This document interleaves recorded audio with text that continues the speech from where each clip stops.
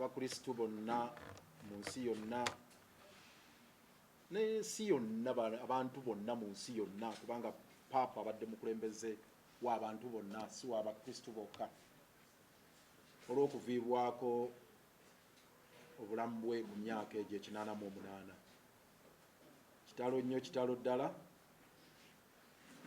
nti tuviiriddwako omuntu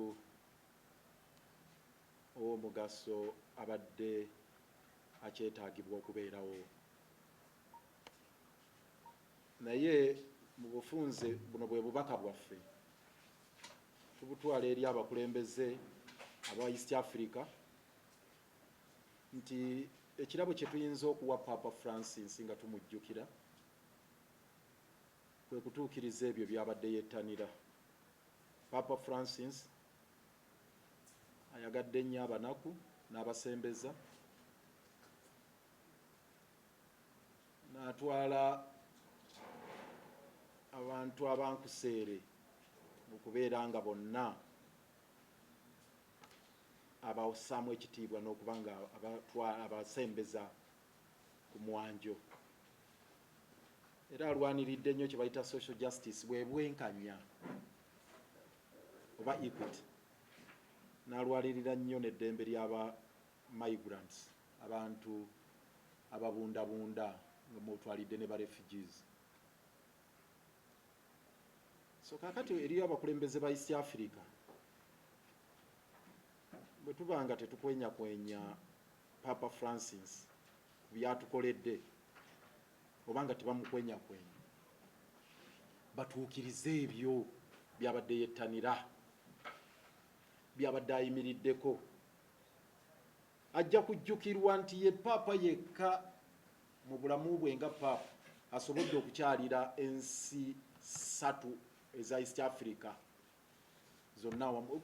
Pope John Paul II yakyalako wano e Uganda naye twogera ku nsi 3 eza East Africa nti asobodde ozikyalira mu bulamu bwe eza East Africa. South Sudan najja n'akyalako wano e Uganda n'akyala ne DRC. Ekyo nno kikulu naye ekisingira ddala obukulu ke kabonero ke yalaga ne yeetoowaze nnyo ekigenze ewala n'akkirira ku bigere bya Salva Kiir n'abinywegera ng'asaba nti bannange oba kye nnyinza okukola ekyo East Africa ebeeremu emirembe kankikole. Naye waviiridde mu nsi kyannaku ng'ebigenda mu South Sudan byennyamiza Riek Machar musibe era emirembe tewali. Mu DRC nayo gye yakyala ebivaayo nabyo si birungi. Tshisekedi eyasikira kitaawe Etienne Tshisekedi yeefudde mukoko ti naye ayinza okuba kati ng'ali mu buufu bwa Mugabe wamu ne Mobutu Sese Seko Kuku Mugeni wa Zabanga. Yatuuse n'okugamba nti oyo Kabila tulowooza mbu awagira M23 n'olwekyo ekibinda kye People's Party for Reconstruction and Democracy kiwereddwa era ne Kabila bagenda muggulako misango gya treason. Kigambibwa Rwanda naye ewagira M23 okuteekawo embeera eriisizza abantu be DRC akakanja. Tanzania Tundu Lissu owa Chadema ebbanga lyamaze mu nkomyo ddene musibe yatuuse n'okuripotingibwa nti yabuziddwawo talabika ne mukomera taliiyo tebamuguddeeko misango n'ekibiina kye Chadema ne bakiwera tekigenda kwetaba mu kulonda. Wano ewaffe Dr. Besigye mulaba bamumye bail nga bagamba yatuukiriza obukwakkulizo bwonna naye tagenda kuweebwa bail nga mukimanyi yawambibwa kuva Kenya. So ebigenda maaso mu East Africa byennyamiza ng'ate tewali ayamba. Samoei Ruto yakulembera East African Community kati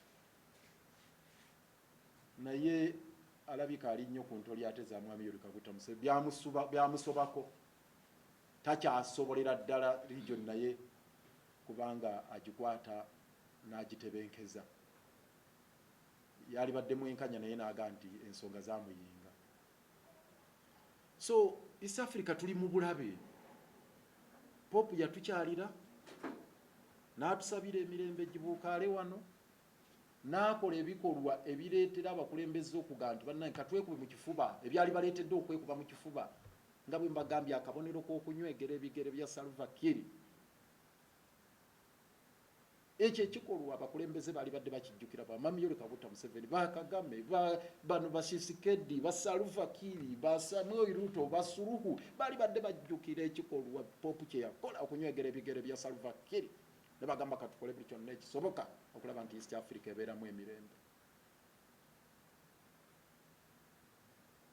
Bwe babanga ddala bakkiriza mu Pope nga vanguard wa justice ne peace nti ye angel abadde angel of peace ng'akola buli kyonna okulaba nti wabeerawo emirembe, baali badde beekuba mu kifuba mwami Museveni ne banne bwe bakulembera East Africa ne batuula mu East African Community ne bagamba nti bannange ffe nga aba East Africa obubaka tribute gye tuwadde Pope bwe kubanga tugenda kukola buli kyonna ekyetaagisa okulaba nga region ebeeramu emirembe.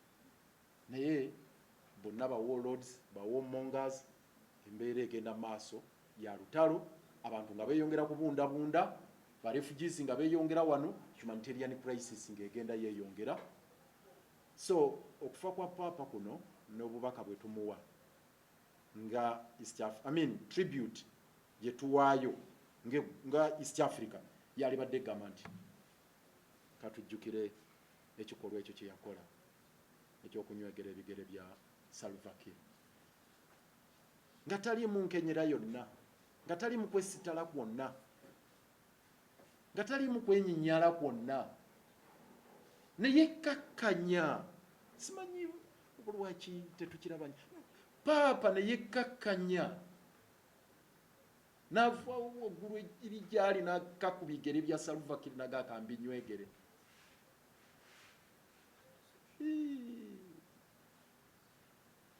Okulembeze baffe baali badde beekuba mu kifuba ne bagamba nedda tetugenda kukola bikolwa ebyo bimalawo mirembe mu East Africa. So ekikolwa ekyo tukijjukira nnyo.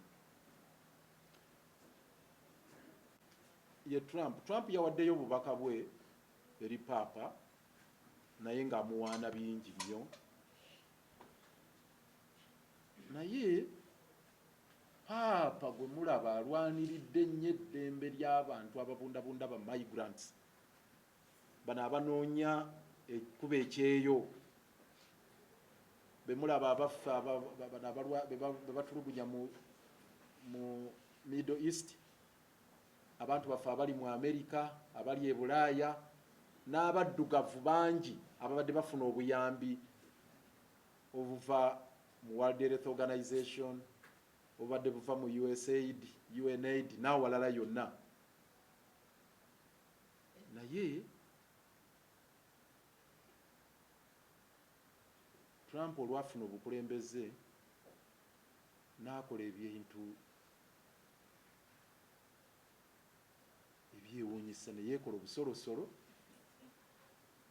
n'agamba ezo ssente zonna nzisazeeko, n'afulumya executive order ng'egamba nti n'abo ba immigrants bonna bagende. Kakati n'abaana abasoma babakwata, ne bw'oba mulwadde kati ng'oli migrant oba migrant basobola okujja ku kitanda mu America ne bakutikka ne bakomyawo ng'oli ku kitanda. Trump n'agamba oyo muzzeeyo, basobola n'okukomya ku kisaawe. So ekintu kino kikulu nnyo, abantu baffe babonaabona.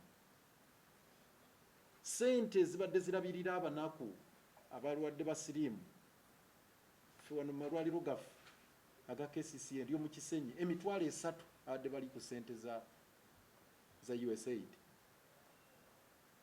ne CDC.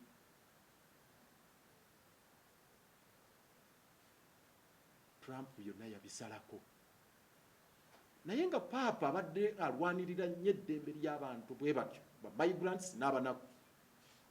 So Trump kimukakatako okwekuba mu kifuba ensonga eno addemu agitunulire bw'abanga ddala akakasa nti awaayo obubaka obw'okungubagira ekirabo kye yali badde awa mu kungubagira paapa kyali badde ekyo ng'agamba nti alivasinga executive orders zonna ze yajja afulumya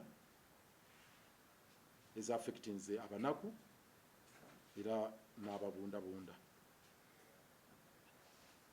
Ensonga ya Dr. Kizza Besigye